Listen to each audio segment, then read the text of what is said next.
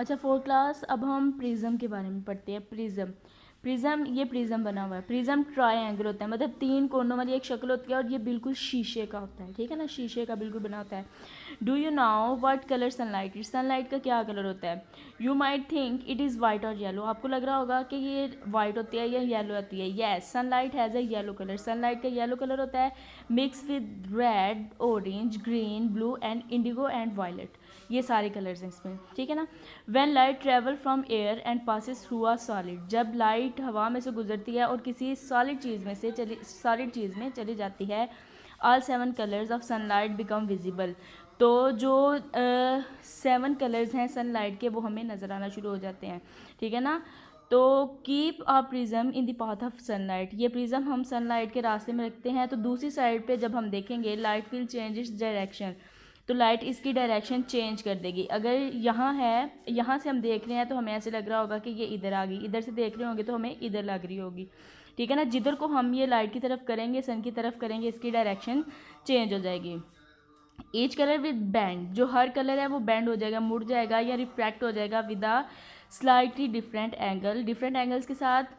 This refraction allow us to see all the colours of sunlight, तो इससे हमें sunlight के सारे कलर नज़र आ जाते हैं। रेनबो, आपने रेनबो देखी होगी कि रेनबो कैसे बनती है कि जब बारिश होती है ना, तो बारिश के बाद पानी के छोटे छोटे कतरे अभी हवा के अंदर होते हैं, तो बारिश के बाद जब अचानक धूप आ जाती है तो धूप की किरणें उन कतरों के ऊपर पड़ती हैं, तो उन कतरों की वजह से क्या बन जाती है? रेनबो बन जाती है। Have you ever seen a rainbow, क्या आपने कभी रेनबो देखी है?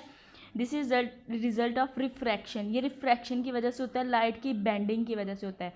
आफ्टर रेन, बारिश के बाद, when the sun come out, जब सूरज आ जाता है, there are few rain droplets suspended in the air, तो हवा में कुछ बिखरे होते हैं जो रेन के ड्रॉपलेट, छोटे छोटे कतरे हैं बारिश के।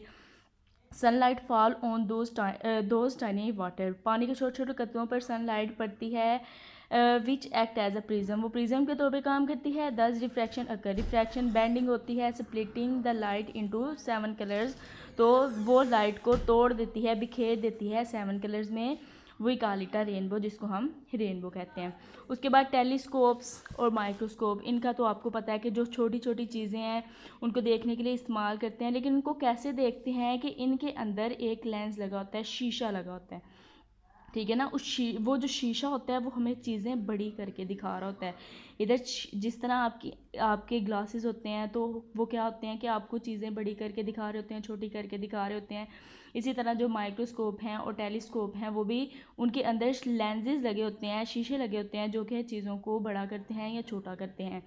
Lenses are made of transparent material, transparent मतलब जिसमें से लाइट अच्छे तरीके से पास कर जाती है।